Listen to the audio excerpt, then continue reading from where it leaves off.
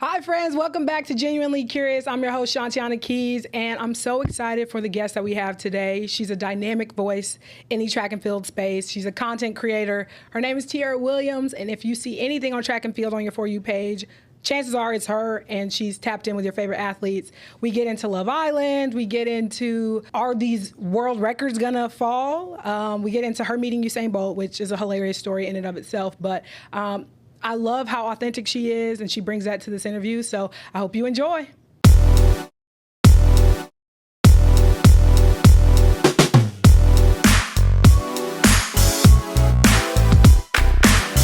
Welcome to Genuinely Curious. I'm your host, Shantiana Keys, and I'm here with my special guest, Tiara Williams. I'm so glad we got to make this happen. Finally, my girl. I've been waiting to talk to you. I can't wait. I know. And I just read your bio. Mm-hmm. Okay, you used to be a former athlete at Texas Tech, pentathlete.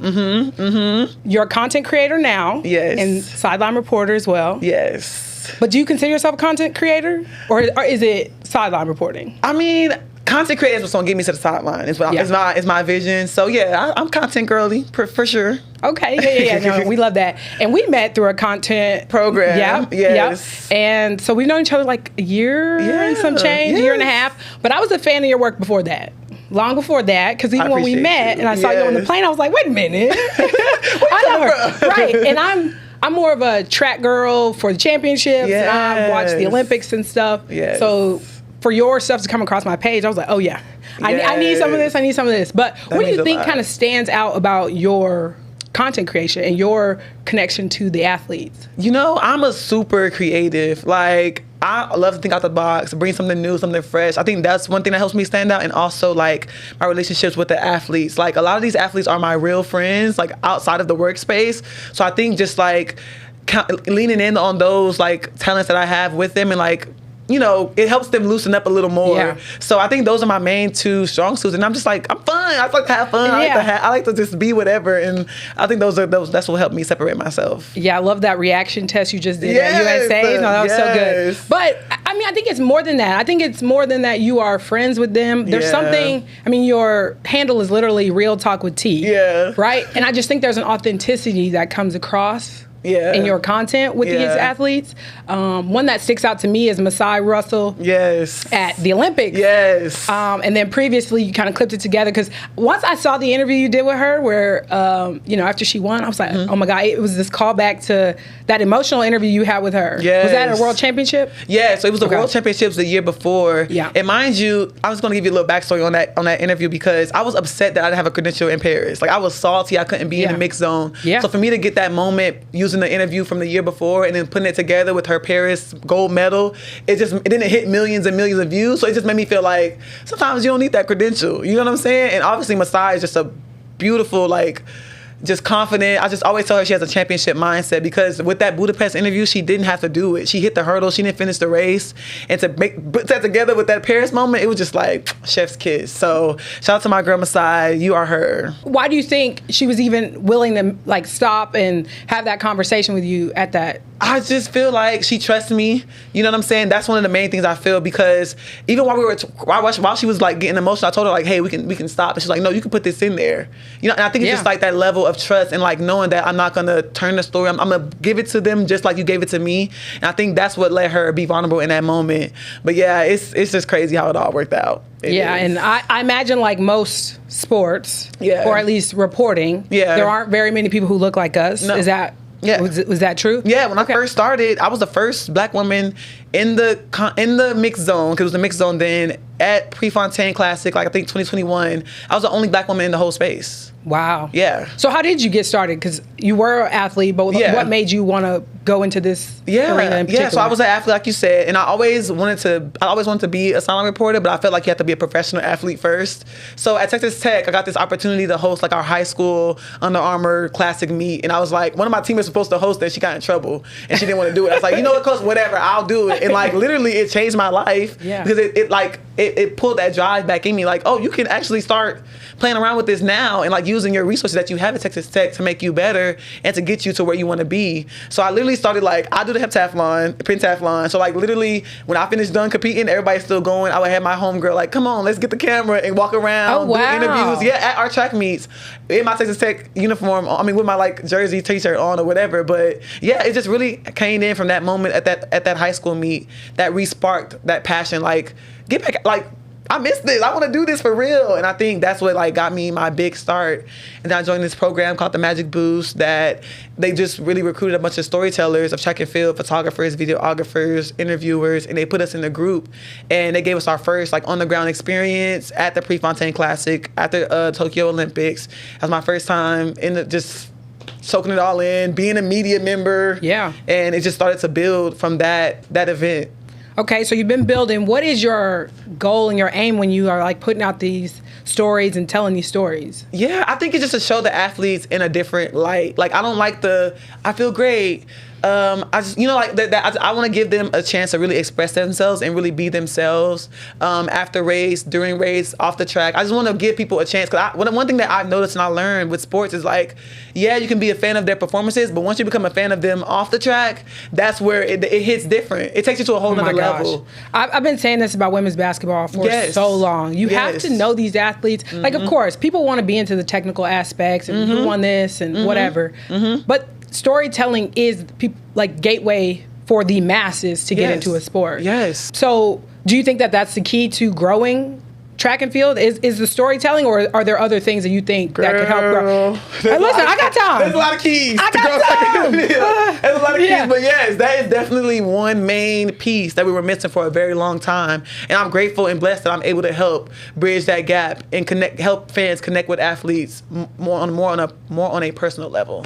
Okay, we're going to switch to somewhat of a this or that rapid fire. Okay? Mm-hmm. Pre-race interviews or post-race reactions? Ooh, post-race reactions. Okay. Sideline reporting or hosting? Ooh, hosting.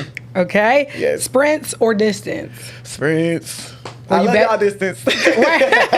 Did you ever try distance? I had to do it. I used to do the longest I did was 800. Okay. Yeah. Is that considered middle distance? Okay. Yeah. Okay. Indoor season or outdoor season? Outdoor? What do you like? Outdoor is where everybody comes outside. Nobody really races inside. Oh, okay. You know I got you. Like, inside is kind of like, okay, let's get ready for outdoors. Right. So outdoors we're all. It's the warm up. Yes, it's the warm up. Staying in. Okay. Yes. Olympics or World Championships? Olympics. Okay, even though they only come around Olympics, baby. That was best track meet of my life. We're going to get into that. Okay. Scripted outline or off the dome? Off the dome. Yes. Okay. Cute or comfy? But cute. Cute with a little comf. 100 meters or 400 meters? 100 meters. 100 meters. That's for you or to watch? To watch. To watch. Okay. Yeah. All right. Hurdles or relays? Hurdles. Field events or sprints? They're going to be mad at me, but sprints. So let's talk about that Olympics. I mean, this happened when we were in the program together. And we were all so excited for you. Yes. One, how was it being the first thing? Because I'm sure it was crazy. Obviously, I was following you on social. Mm-hmm. But, what kind of stands out in your mind about that experience? Yeah, so I want to remind a little bit. I was so sad because I had to leave our program earlier. And my girls, like, I love y'all support through the whole process. Like, y'all my girls for life. I hope they understand. But the Olympics was the best time of that was the time of my life. It was my birthday during Paris, like being in Paris. I mean, being in Paris, like the Eiffel Tower. It was such a out of this life experience. Like, I can only dream of something like that. Just being at such a prestigious event that everybody has their eyes on, the whole world is watching the Olympics, and I got to go and be there. And honestly, I told you I was upset about not having a credential, but my experience at the Puma House, hosting the Puma Space, getting a chance to really key in on my relationships and leverage those relationships to get interviews. I mean, all in all, I felt like it was the perfect trip because not only did I work and I did everything I needed to do with my job, but I also had fun. I got to tour Paris. I got to see the Louvre. I really got to soak it all in and experience all at once. The only thing that I didn't get to do was see other sports. But right. LA, I'm gonna get my tickets early because I know how y'all move. Right. Well, track and field is very involved. Yes. I remember I threw for like 2 years in high school, and I would get in and get out because I'm like, I got basketball. Sorry, I gotta leave. I can't be here all day. Like, that's crazy. All day. Yeah. And as a heptathlete, I imagine you were, all day long. Double shifts. Full-time job. Full-time job. Oh my God. But it was fun. Yeah. Okay, so tell me, who are some of the broadcasters in the space that you look up to or have looked up to? Like, who was your first role model in that space? Maria Taylor. Okay. Yeah. I love her down. Local girly. You feel me? Local girly. Yeah. I love her down. I used to watch all of her interviews, all of her content. I used to like really soak in, and because I love how she brought out people's personality. So Maria Taylor, shout out to her. I haven't met her yet, girl, but when we do, it's gonna be a time. Taylor Rooks. Love me some Taylor Rooks. Those are my top 2 broadcasters that I really keened in and watched them. I got to meet Taylor. She's amazing. Shout out to her. But yeah, those are my top 2. Okay, and in the track space, and that could be as an athlete or just as a broadcaster, who kind of stands out for you? So it's interesting that when I first started, I really didn't have anybody in the track space that looked like me, that sounded like me, that kind of had my personality, my vibe. So I really didn't have anybody that really opened those doors for me. But I can say Lewis Johnson has took me under his wing. He works for NBC. He's done like 1,000 Olympics. Yeah. He's well established, and he really like took me under his wing and let me know, like, I know they think I'm up here, T, but we are on the same level. And I want, he just really poured into me as a broadcaster. So shout out to Lewis. That's my guy. Yeah, it's so funny because I'm obsessed with the Olympics. Yes. One of the reasons I was so excited for you, but I hear the same voices year after year. Yes. And for me, that's comforting as a viewer. I can remember when Bob Costas would do, the Beijing Olympics. He doesn't do it anymore, but it's like, I miss that. I'm like, dang, like Bob's voice in prime time. Like, but it's the same with track. Like, when I watch the championships, it's the same people. And there's a comfort to, hearing Sonya Richards-Ross on the broadcast. Yes. Okay, let's talk about some of the hot headlines right now. Okay, let's get into them. Okay. It's a lot. Yeah, exactly. Tell me. You said that there's a little bit of drama in the sport, so let me know what's going on. I mean, all year, from my experience, it's just been a lot going on because I'm a part of the Grand Slam team, so all the things we've been through this year, still pushing forward through that league. But yeah, like all year round, it's been a lot, and U.S. Championships by itself was just a lot. And I'm trying to decide if it's good or it's bad. Like, right. Is it? I don't know. Is it? Well, because, here's my thing. And this is happening in women's basketball, and that's the sport that I, most connected to. Yes. There is an element of, if there's drama, then, again, the masses that we keep talking about, the eyes, the viewers, they want to pay attention. Yeah. You know what I'm saying? Yeah. It pulls them in. But it brings a level of toxicity that is hard to control. Yes. And so for me, this is like our second season of kind of dealing with this. And I'm at the point where I'm like, look, I actually don't care. Like, if y'all don't watch, that is fine. Yeah. Because there's something being missed about the inclusivity of women's basketball. It is now becoming less inclusive. And so for me, that's what it is. Now, for track, I'm not sure what that particular drama is, but when you open it to the masses, it does get toxic. Yeah, and that's our perfect example is women's basketball. And I literally be like, look, even with the 3-on-3 league, like even the whole blueprint of WNBA is like how I think our sport could go down that lane. So, I mean, it's good. I'm not going to lie. Like, the Noah and the Kenny situation hit every major news station around the world. I'm still waiting for your take on it. What you got?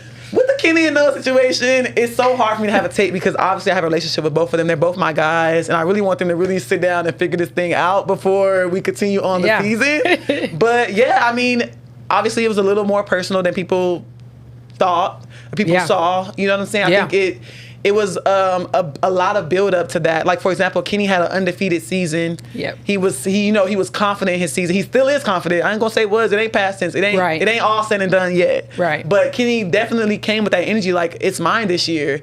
And once he lined up with Noah, I feel like he really wanted to like solidify it was his year. And obviously Noah's hard to beat, period. Yeah. I think people understand. Noah's hard to beat. Yeah. It's hard to beat him. Let's be honest here. It's hard to beat him. Like, in all levels, like from the Olympics to the World Championships, it's hard to count him out. It's hard to beat him. So when they lined up, obviously Noah came, brought that smoke. looked at him down, broke his whole neck trying to look at him, and he looked at him, and it was so much. I couldn't believe my eyes. I couldn't believe my eyes. Okay, so I posted about it on social. Okay, and I'll be the first to admit, again, I am a championship watcher, Olympics watcher. We love you. Yeah. We love to have you. I'm more than the fair weather fan, but I don't know too much. Yeah. For me, that was a lot. It was a lot. It was a lot, and people keep saying oh, it happens in track all the time. Yes, I see people look over. Yeah. I was even thinking about Usain Bolt. I'm like, okay, but even then, it wasn't like this, seconds at a time staring. That was so much. It was 30 seconds. Right. It was half the race. And he was still coming at him because my take is he was in the way. He got in the way. A lot of people, again, a lot of track people said, well, that wasn't his lane, or he was still in his lane and Kenny wasn't. For me, I don't know. I just feel like if I'm slowing down and you are slowing down in front of me, to me, you're in the way. What can we say? What can we? But I'm not gonna lie. It was one angle from that eye, that bird eye said, wait a minute. I don't know. I saw that. I don't know if he was in the way. I think that was more of hold on real quick. Let me. Okay, but the intention. I think it's the intention, right? The intention was Noah was trying to be an obstacle. Yeah. You know what I'm saying? And so anyway, I'm not to get. No, it's what's hot right now. Yeah. And unfortunately, I wanted to talk to Kenny about it, and then I was stopped in the middle of it, and no. Oh wow, let's switch it up. Yeah. Because and then Noah didn't talk about it at all, and his coach was like, yeah, we're not gonna talk about it. So I didn't even interview because I'm like, if I can't talk to you about that, and that's what's going on, then let's just catch up later. Wait, how do you handle those situations? Are you asking are you? I don't want to say that's not a messy question. You're a journalist. Yeah. So how do you kind of handle those situations? Are you asking the hard questions? Yeah. And that's your goal? Yeah. Because you are close with these athletes. Yeah. Where's that line? So they understand. Before I get on the camera and say anything, I will talk to you and pull you aside before. Me and Kenny had a whole conversation. I was like, bro, are you good to talk about it? How you feel about what? A little bit of interview before we start. And then once we started, I gave him a bluffer question just to make him comfortable. Because I don't like to. I'm not that girl. Just dive in there. I'm not that girl. That's just not me. So I gave him a bluffer question to get him comfortable, and then I was gonna get into it. Right when I'm about to get into it, his coach was like, I was like, dang, well, let's not even. That's the Oprah method. You're trying to get in. You're trying to, this little nice question. Yeah, because it was still a good race. He still ran fast. Yeah. It just happened to be all of that at the end. Yeah. And then obviously Noah was in the mix zone doing his interview, doing interviews, but he was turning down all those questions, and his coach was right here. I'm like, coach, he's like, yeah, T, we ain't gonna talk about it. That, don't even bring it up. And I'm like, okay, great. Interesting. Yeah. Well, I think that's interesting then, because on some level you think, a lot of what Noah does is to get the headlines, right? It's for the theatrics. He wants to be entertainment. Yeah. And on some level, I think maybe that situation did not go as planned. You know what I mean? Yeah. It didn't. I feel like it didn't, because I feel all of that after was not supposed to be a thing. In the interview on the broadcast, y'all still trying to have that conversation. Yeah. Still, and that's how you know it was way more personal than we all can understand. Right. You know what I'm saying? Yeah. And I've been arguing, because again, basketball standpoint, physicality wise, you're physical the whole game, right? In basketball, somebody staring at you like that and getting in the way, we're gonna face up on some level. Yeah. But track, I can't imagine many things get physical in terms of after. I imagine that was a shock for kind of everybody. Oh yeah. But it's good. It's good because now everybody wants to see the world champion. Now everybody wants to see them line up again. You know what I'm saying? It probably won't be till Worlds. Thank God. Yeah. Everybody get eyes on World Championships. We need everybody tuned in to World Championships. Noah wasn't. He's not 100% though, right? Clearly he is. Okay, you think so? Running 19.6 as fast as I don't know what. And if he's not 100 and he's 98, he's 90. Yeah. You know what I'm saying? So I can't knock him. Ooh. I'm excited. I'm seated. Yes, the race for fastest man on I can't earth. wait to talk. Right. I'm ready to get into it. I know, we need a full sit down. We need a full, both of y'all. Right. Everybody sit down. Right. Let me fix it. I'll be the mediator. Do you imagine the numbers I would do? Like, that would be crazy. Okay, speaking of fastest man in the world, you met Usain Bolt. Oh my gosh. He thinks I'm a weirdo. Like? He thinks I'm a weirdo, probably. Wait, you saying I'm not weird, okay? I was freaking out. Yeah. Because, like, being a kid in America, you know, me and you, for example, like, he's like a ghost. Like, he's like a fairy tale character. Like, we've never saw him. We've never, like, seen him race in our generation. So, like, seeing him in person and, like, I literally was freaking out. Like, the whole, like, I wasn't even supposed to be over there. Wait I was a minute. freaking out. I wasn't supposed to be over there, okay? I stole somebody's vest. I put it on, and I went over there because y'all not going to take this moment from me. I need to meet him. Oh, my God. I was shaking the whole, I was like, he was like, you all right, girl? I prayed one day we could do an interview. He was like, yeah, man, one day. I'm like, you will get that. You will definitely get that. I was flustered after. Like, I had to take my, like, I was tripping. I don't get starstruck like that, but, like, I was tripping out. So, I'm not a weirdo. I just love you. I'm sure this is helping. I'm sure this is. I've been telling everybody. I told Justin Gatlin, I told Julie, like, you know, tell them I'm not a weirdo, y'all. Help me out. Spread the word. Yeah. Do you think that number will ever fall in the 100, 200, his record? You don't think so? I mean, no time soon. Those legs, like, I think at that height, that call it stride. Stride. Yes. Like, I just don't know. 19.5 is like sick. 1919.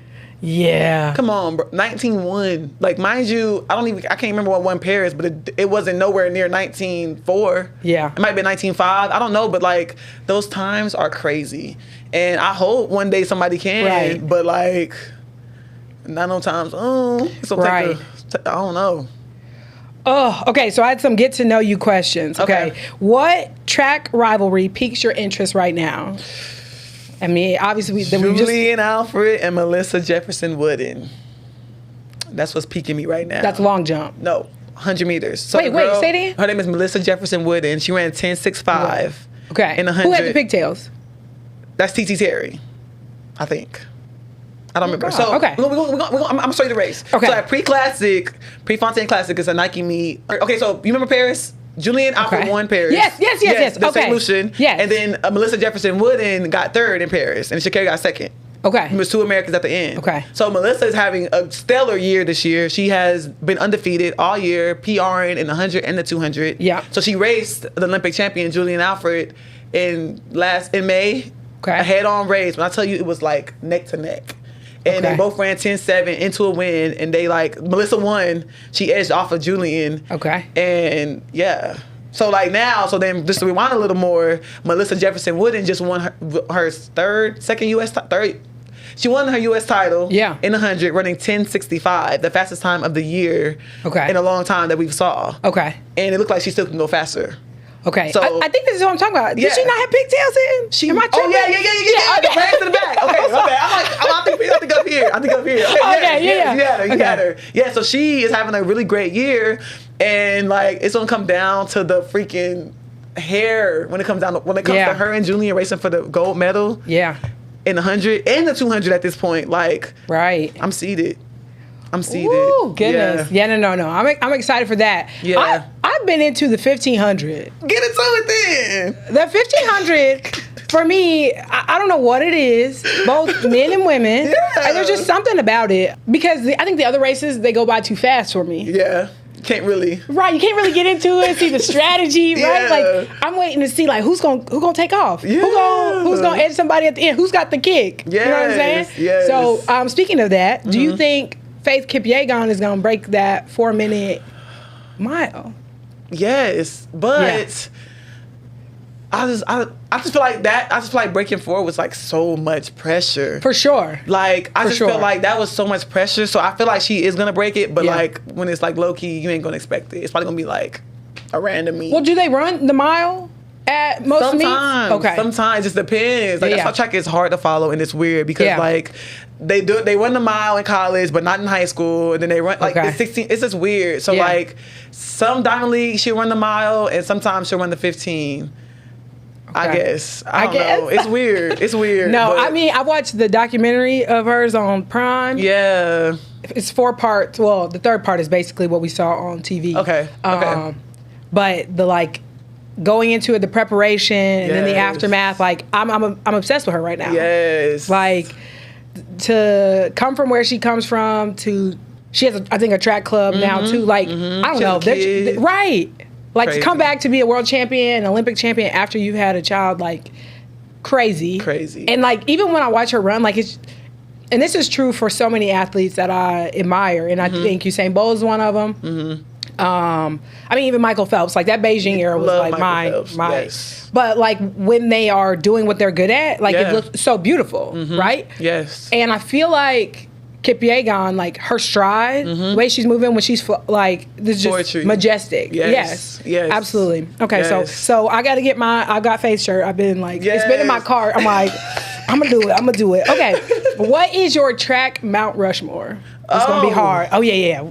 I mean, like I need 4 names. First of all, it's a lot of events. I want to say it's not even fair, but I'm gonna try my best. Okay. Usain Bolt is number 1. I love him down. I don't think we know. We know. I love him down. Girl, I used to watch his race before I used to race. His documentary. Okay. I used to watch it, a little bit clips of it before I race, thinking this would make me run a little faster. You feel me? Like I need that. I love him down. So Usain Bolt would definitely be on there. FloJo would definitely be on there. Okay. The queen. Okay. The queen of fashion. The queen of speed. Yeah. Go ahead. We're gonna talk about that. Okay. The fashion. We're gonna circle back after this. In track, I just think is unparalleled. Yeah. Okay. But track girls, period. But that's what I mean. Yeah. Stop sleeping on. Yeah. Okay. We're gonna circle back. I gotta say Carl Lewis. Okay. Gotta say Uncle Carl. And then What events? So you say sprint? both sprints. They all sprints. Oh. FloJo sprints. Okay. Carl sprints.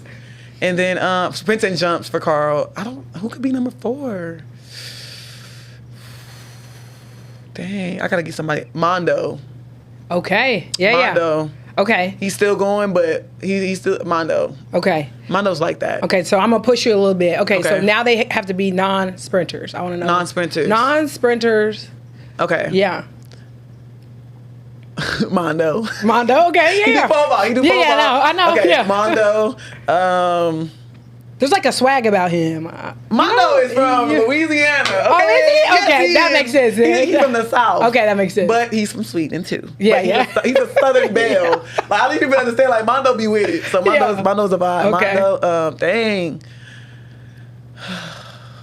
Carl. Because he jumps.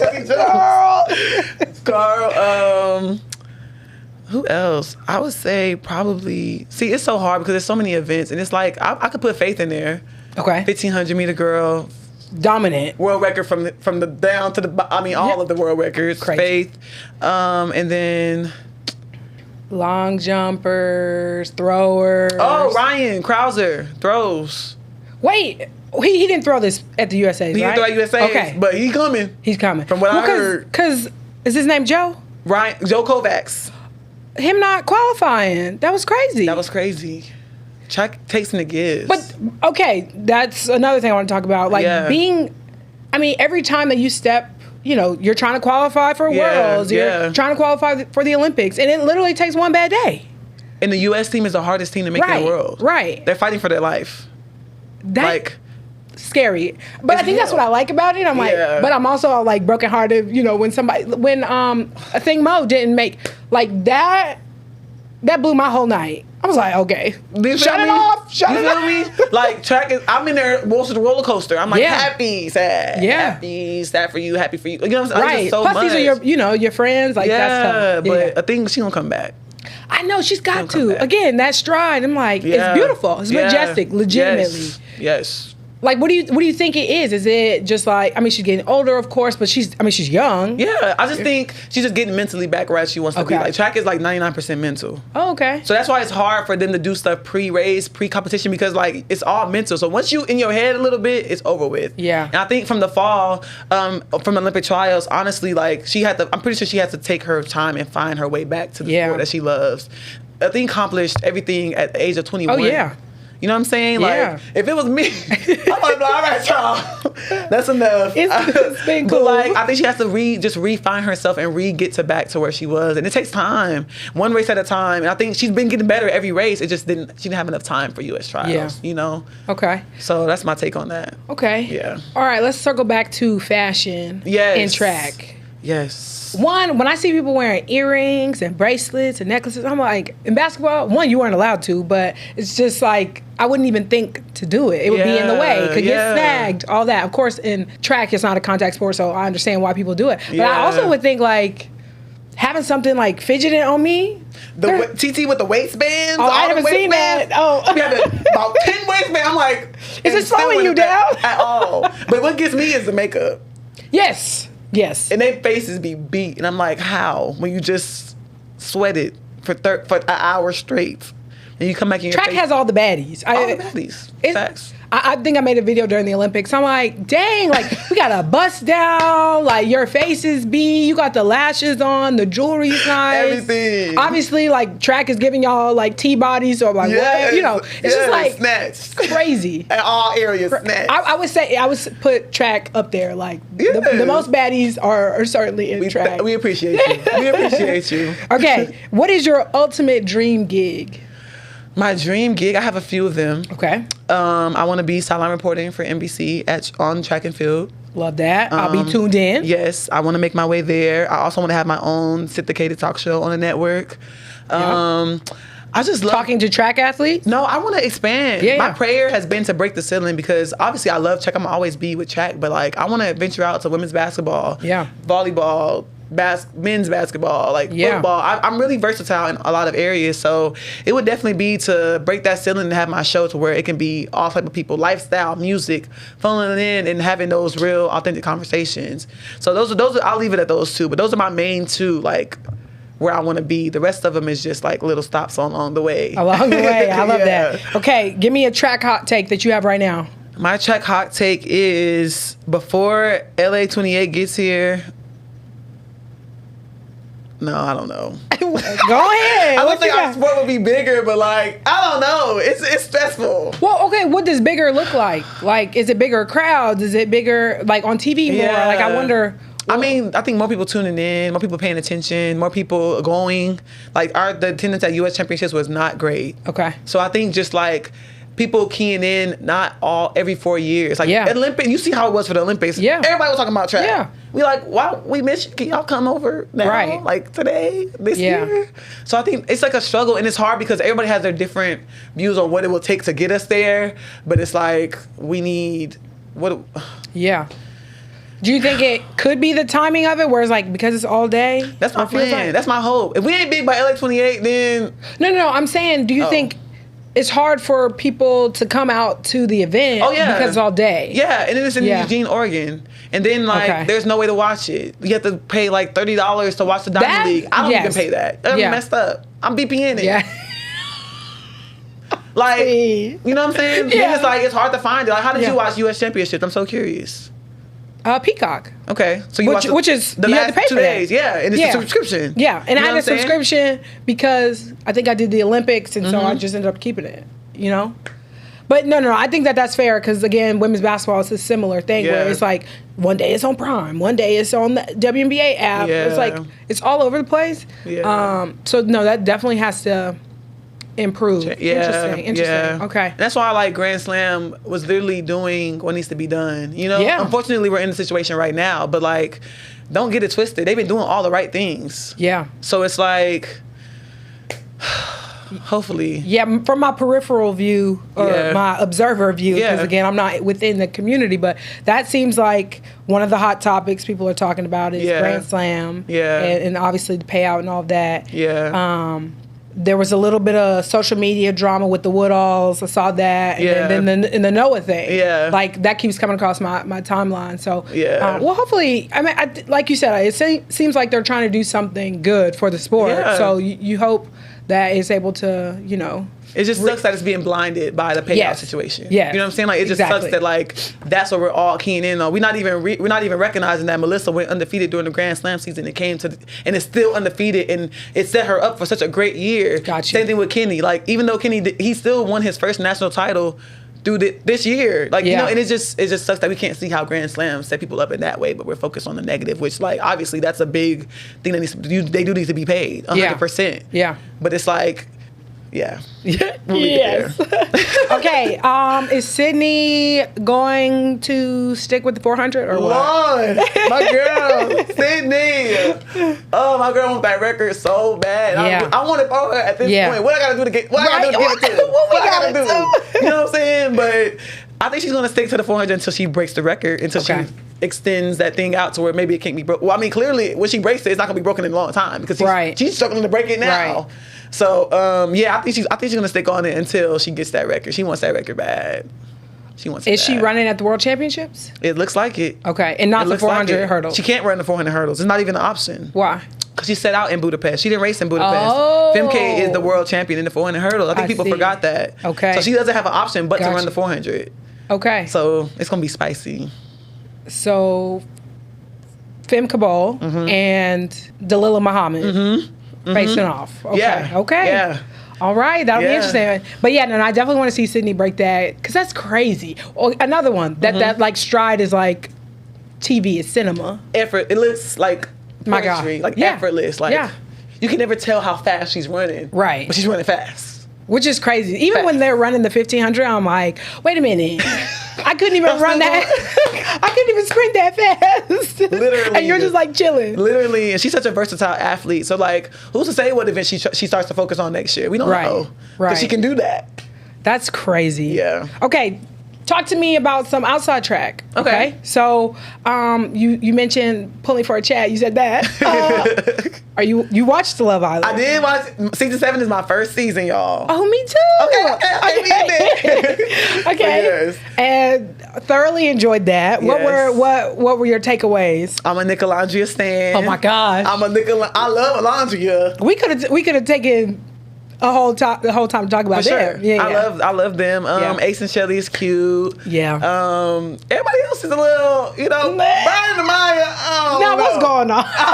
But I'll be honest, I was already Amaya, when everybody came around to Amaya, I was like, no, I didn't forget that thing when she snapped on Shelly. Oh, wait. No, when she snapped on Shelly. You don't remember that? It was like first or second day. She snapped on Shelly and I was like, I don't like that. And so I kept that in the back of my mind. You know, the world was coming around to Shelly or to Amaya, and I was just like, I still don't like that. There was like an immaturity in that. Yeah. Because she literally snapped, and Shelly was gracious like she was the whole season. Both of them. And basically it was just like, it's okay. Like, it's not a big deal. That was a big deal to me. Yeah.